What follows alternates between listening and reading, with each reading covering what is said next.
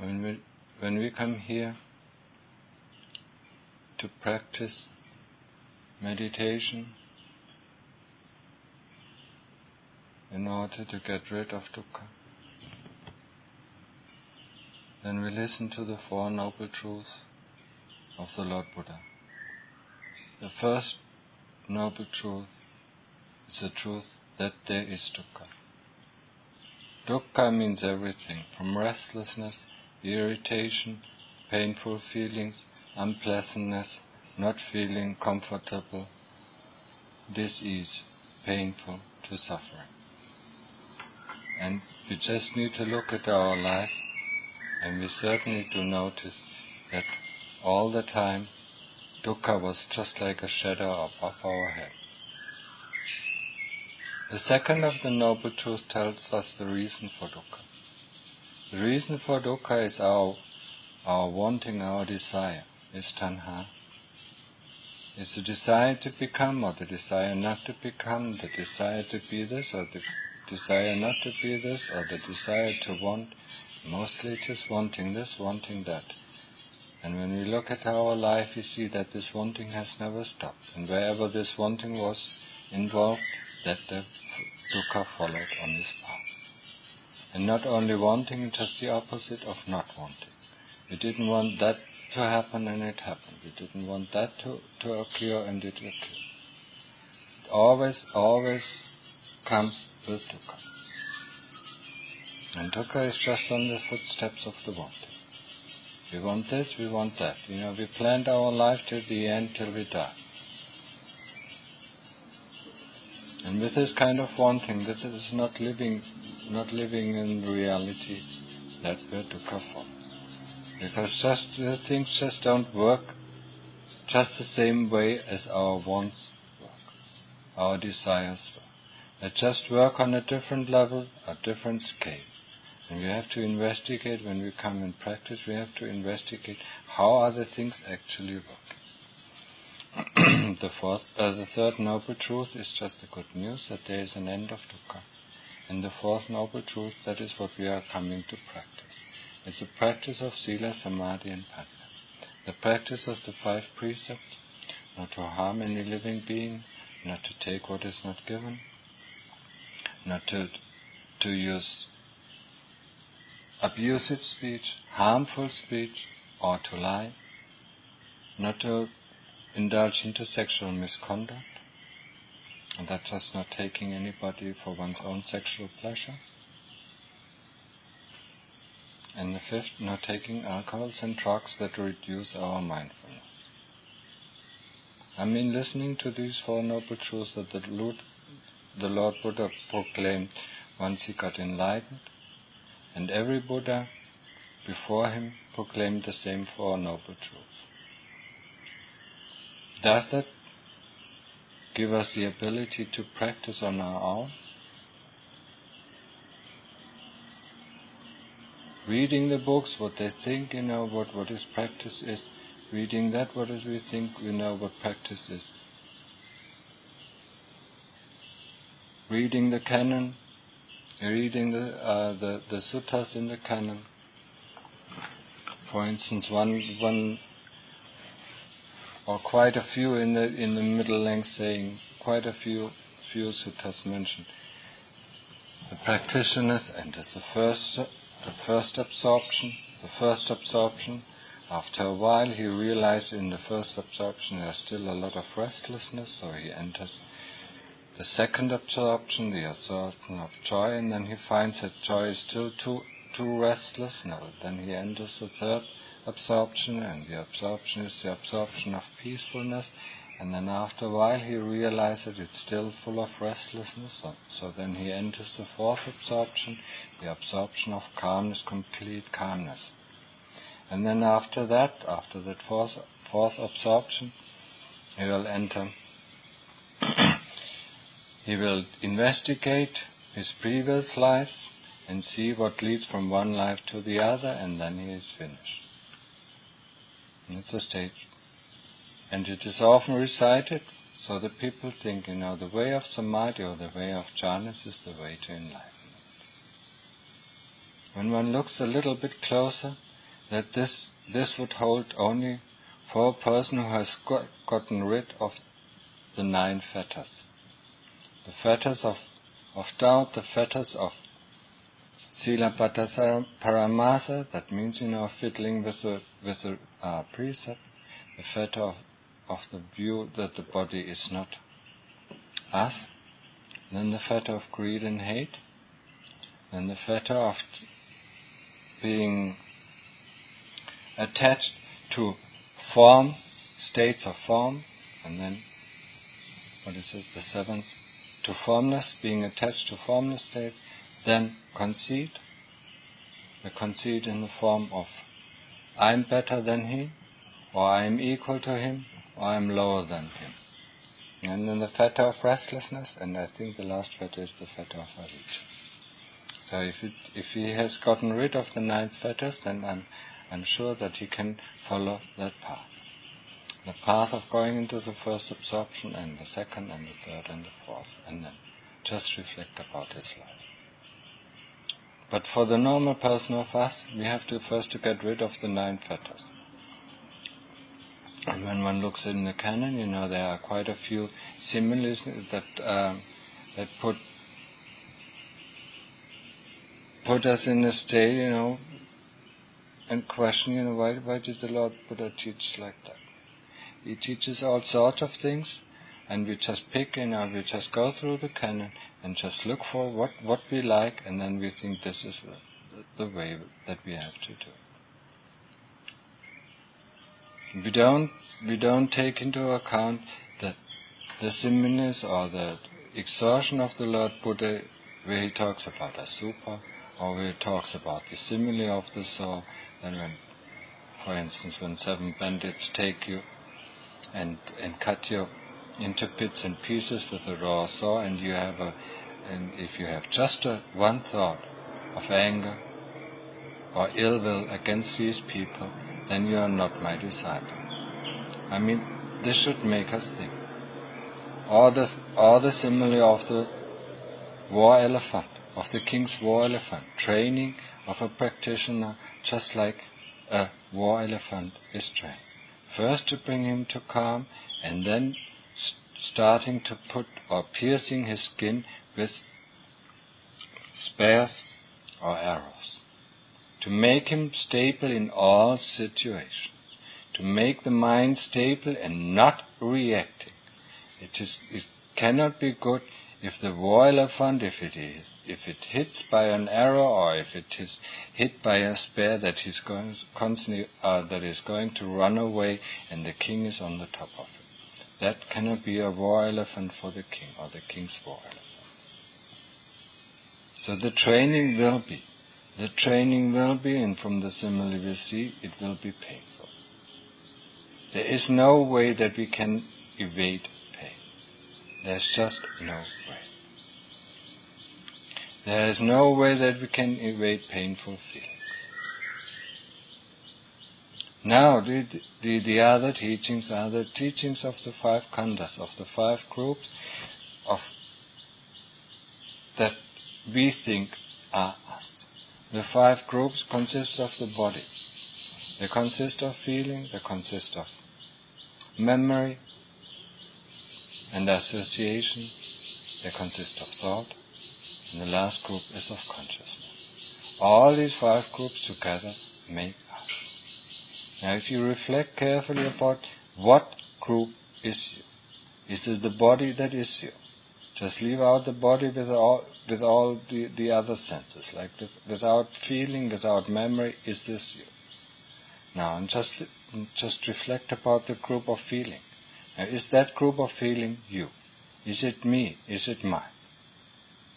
Then reflect about the feeling of memory and association. Is this you? We live a lot in memory, or most of the time we live in memory. Is this really you? Without feeling, without body, without thought, is that really you? And think about and reflect about the group of thought. We live a lot in our future, or we live a lot in our views and opinions. Is that really you? Is just the views and opinions and the thoughts, is that you without the memory without feeling, without the body, and then reflect about the group of consciousness. Is that you? Just knowing that something has come into sense contact? Is that us? Is that we? So what is we?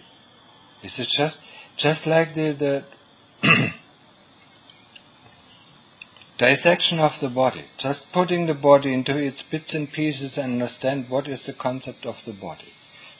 This is a very similar practice. Just reflecting carefully, investigating carefully. What is that makes me? What is it that is so stable that we always can say, I, this is me, this is mine? One time when we reflect very carefully, one time we see, oh, that's a body. That's a group of the body, what I call I and mine. And then the next moment we think, Vedana, feeling is I or mine. Or the next time it is memory. Oh, yes, I did that yesterday. That is I and mine. It constantly changes. And within itself, the group changes itself as well. The feeling goes from a pleasant feeling to a neutral feeling, coming back to an unpleasant feeling. And then going back to a pleasant feeling or a neutral feeling and constantly changing itself. Is this I or mine? Now if I feel pleasant, is this I and mine? Or if I feel unpleasant, it's just the opposite of pleasant. Is this I and mine? I mean, we are so used to it that we call all these things I and mine, that we never take a closer look at it. How can it be now if I call I and mine, and I and mine is something of substance? How can this change? How can something constantly change? The body constantly changes, from its born until its death, going through sickness, old age. How can we call that I and mine? Feeling, constantly changing. Sometimes very fast, sometimes very slow. Moods creating by the feelings and thoughts change. Now we're in a good mood, then we are in a bad mood, then we are in a happy mood, then we are in a sorrow mood, and so on, and so on. Is this I and is this mine? What is it that I constantly call I and mine? What is it that I constantly am protecting? Because I do protect it. Sometimes we feel, it's a body that we are protecting. Sometimes we feel, but I feel this, It's a feeling that we are protecting. Sometimes it's our memory, but it was like this, a memory that we are protecting. And sometimes it's our thoughts and views and opinions that we are protecting. No, I think like this. Or I am like this.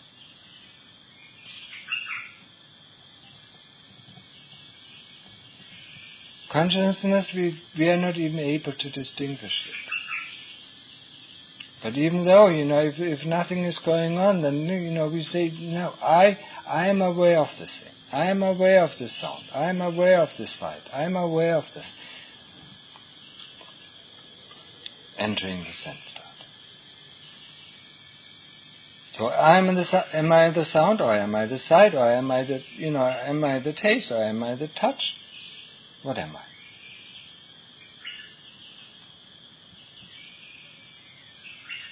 I mean, use it to reflect. These 5 groups are offered as an explanation to us by the Lord Buddha, who saw it clearly that these 5 groups are distinct groups and are mingling with each other, are constantly interconnected. So we have to investigate each group separately. And the first group that we're investigating is the group of the body. And with it comes, of course, the moment we close our eyes, we only experience the body through our feeling. So we have to investigate these both groups, bodily feeling and body. Once we have finished with the investigation of body and bodily feeling, then the higher fetters, or the higher groups, or the, as they called, nama khandas, mind groups are to be investigated. And that is the work of the Anagami. Once we investigated and destroyed the pot of the plant of greed and hate, that means body and bodily feelings, there is no more body. Doesn't mean that our physical body is going to vanish, but there is no more interest in the body. And the body doesn't stand out or doesn't stand in the way to get down to investigating the Nama khandhas, the mind khandhas, of memory and association, of memory and together with thought, building our views and opinions, or creating our moods, together with feeling, to see it, how it clearly works, to get the mechanism to open the clockwork. We look at our watch, and we are fascinating how it turns around and always tells us the time. But we always forget, how does it actually work? Huh? And then we open the clock and we see this wheel grabs into that wheel, and that wheel grabs into that wheel, and if this condition is true, then this will go, and if that condition is true, then this will go. And so will it be with our 5 khandhas. They are just like this mechanic clockwork. And this is what we call I and mine, and this is what we have to protect. Ask yourself, if you protect something, what am I protecting? Am I protecting the feeling that constantly changes? I'm protecting body. Which kind of body am I protecting? Am I protecting the body when I was young as a baby, or when I was young in the teenager, or when I was middle-aged, or when I was old? Which body am I protecting?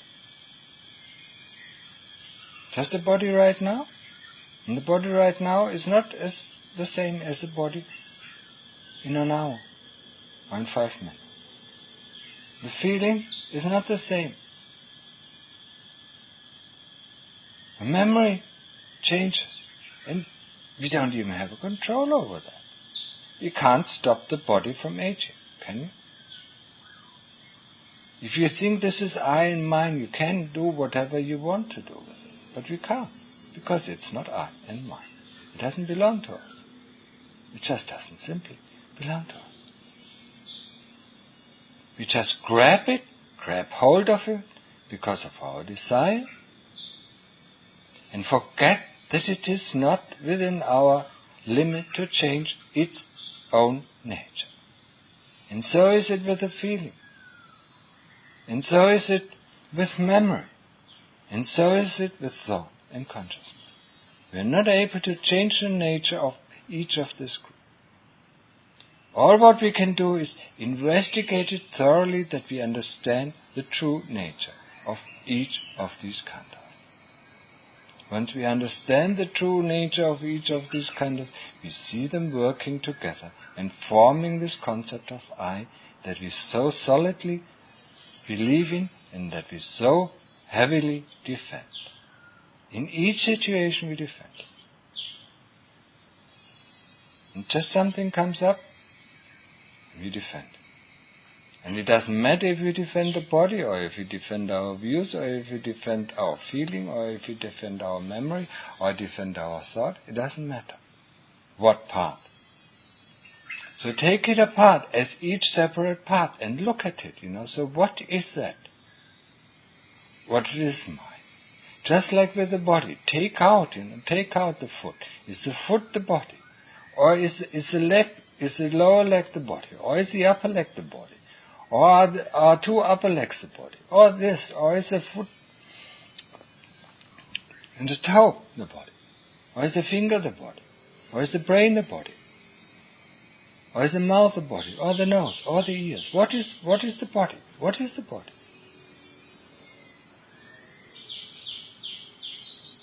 See it until you understand it. Investigate and closely until you understand it. Thoroughly.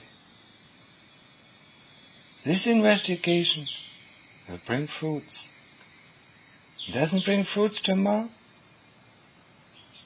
It might bring fruits in 2 weeks or 2 months or 2 years or 2 decades. All what we can do, and this please remember very carefully, all what we can do is to do our work. And the work is the work of investigation, or it is the work of samadhi, getting the mind calm. We remember sila, samadhi, and panna. That is the work. When we get the mind calm, we concentrate it firmly on the Buddha. That's it. That is our work.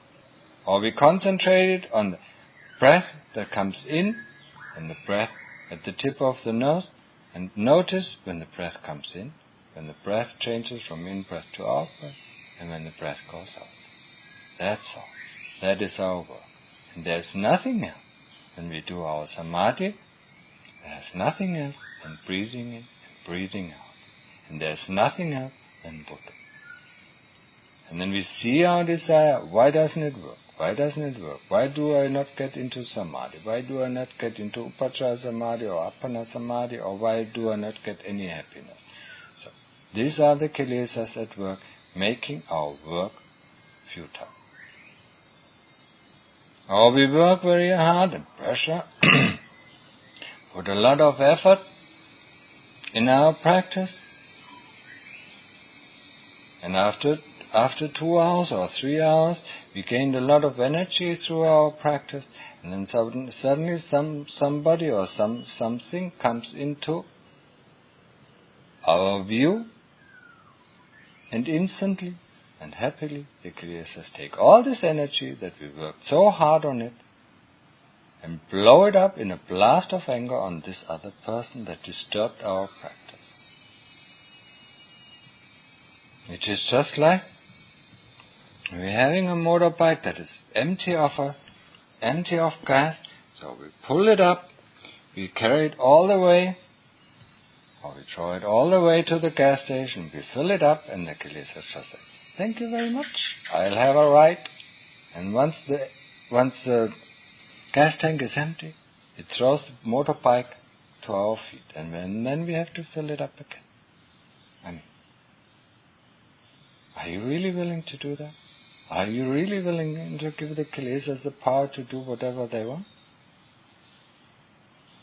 You have worked so hard, and then just something happens and you just let out all this energy on another person. And you justify, and the kilesas, of course, justify it, that is right. Instead of asking yourself, if this kind of thing happens, there must be something wrong with my meditation.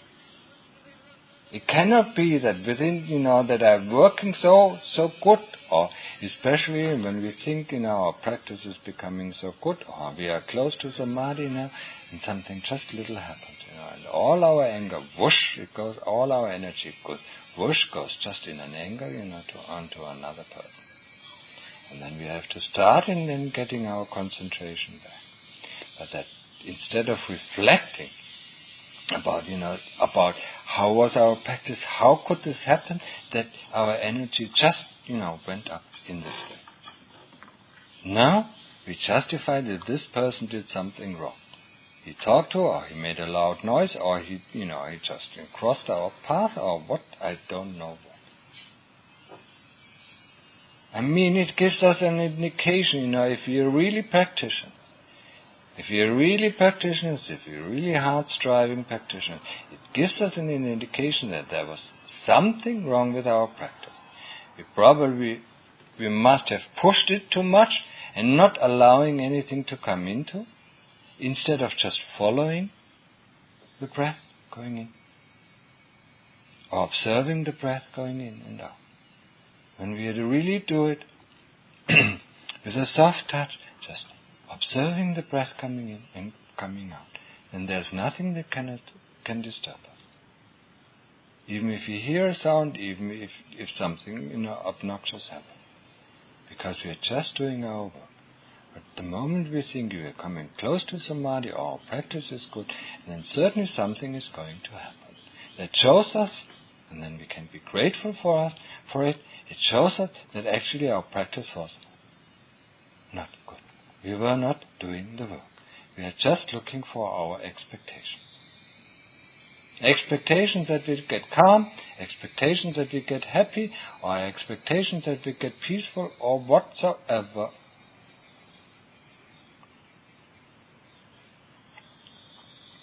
But the kilesas, just use this, They take, you just filled up the gas tank, and you're just hoping to ride it, and the kilesas, thank you. Whoosh, off they go. And leave you off, And you did the work, You carried the motorbike, for 2 or 10 or 20 kilometers through the heat, to the next gas station. And then just thank you. Bye. Gone. And that's it, what is always or constantly happens in our practice. Whoosh, gone, bye. Thank you. And then they have their fun, as long as there's some gas in the tank, they have their fun in riding off their motorbike. And when it's empty, they throw it to your feet, and then you can do the same work again, fill it up again. Of course, they don't throw it off, at the next gas station, just wherever the gas ends. And then you have to find your motorbike, or in other words, you have to find your sati, your mindfulness again, and start the work again. Good luck. And that is not only one time, that it will happen all the time. Because we are not aware at what moment these expectations creep in. We're just not aware of this. The expectations of when the damage is the whole finished now. Instead of just taking one shovel at a time, or just taking or observing one breath at a time, just one more breath, just one more breath, or just one more put, one more put. Not encountering when is this going to finish? There's so much dukkha vedana, there's so much pain. When is this going to finish?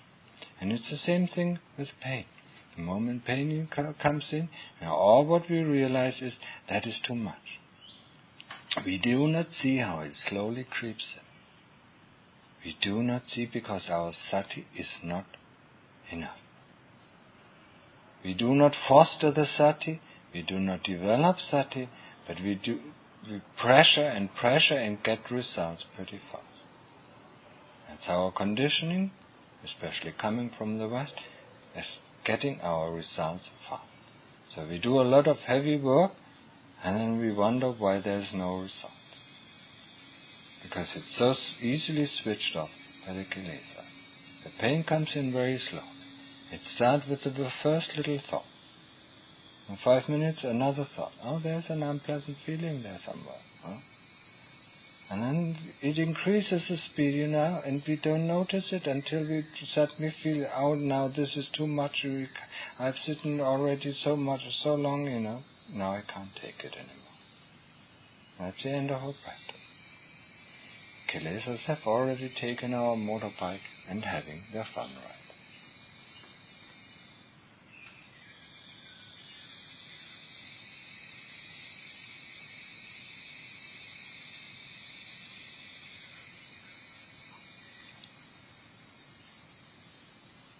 So develop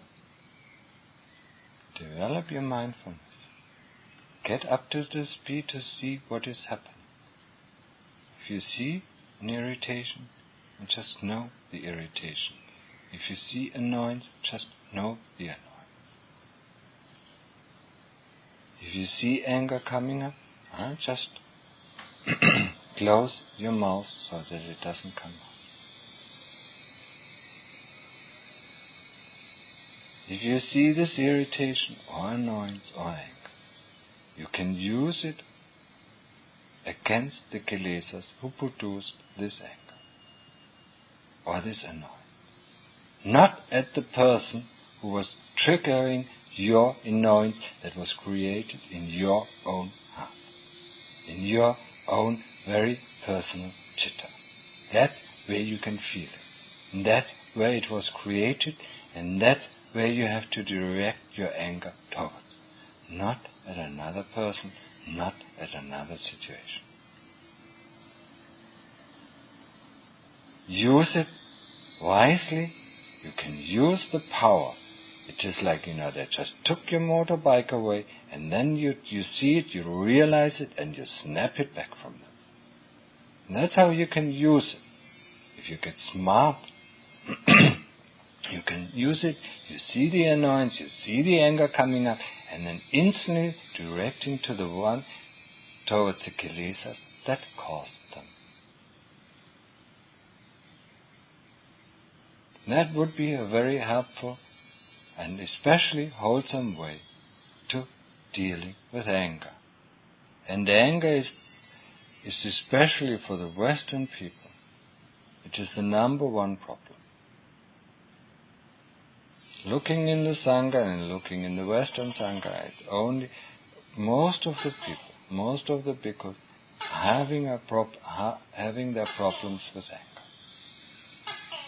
So if you have problems with anger, that is no new news. It's just common to all of us that we're getting really easily upset, really easily irritated, really easily annoyed, or really easily angry. Just look at it and reflect it and turn the situation immediately around. And this will take good fruit. Dhamma Mahabodha says, if you're a really angry person, very easily angered, if you can use that energy and put it towards to fight the kilesas, you will have a very fast start. You will have a very easy way. Not easy way in the sense of it's not painful. It might be very, very painful. But you will have a very fast way of promoting or going in the direction of Makkaphala and Nibbana. That's the way how you can use it positively. That's the way how you can use it also. And I invite you to do the investigation like I was talking about the 5 khandhas. See the groups as different groups. And ask, is this group what I call I and my? Is this group what I protect? And how can I protect it? Because if it is changed just automatically, changing according to its nature, can I protect that? What am I actually protecting? Can I protect a thought, that just arose? And 2 minutes later I even forgot what kind of thought it was? What is that? Is it useful to protect something like that? Or my memory, is it useful to protect something like that? Is it useful to protect my memory that brings a lot of dukkha? Is it useful? And so on. Go through each of the groups and ask yourself, is this I and this is mine? Is it really helpful to protect things like that? That have their own life?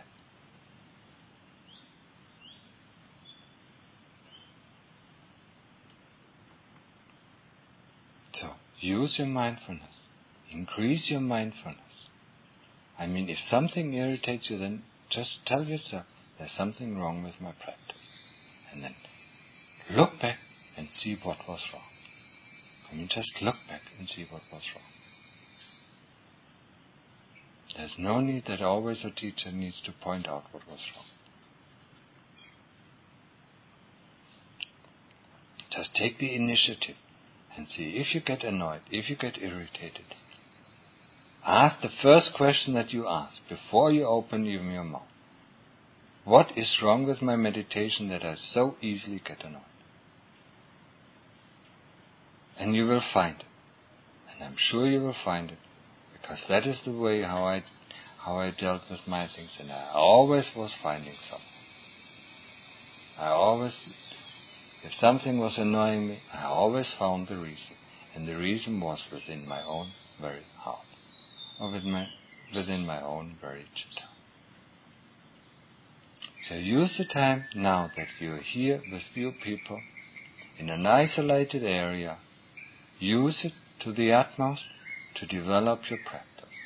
Once you're in a different situation, once you're with more people, once you're constantly distracted by this or by that, then you can't find it. Here it's a place where you easily can find it. Here it's a place where you can easily observe it. And here's the place where you can easily uproot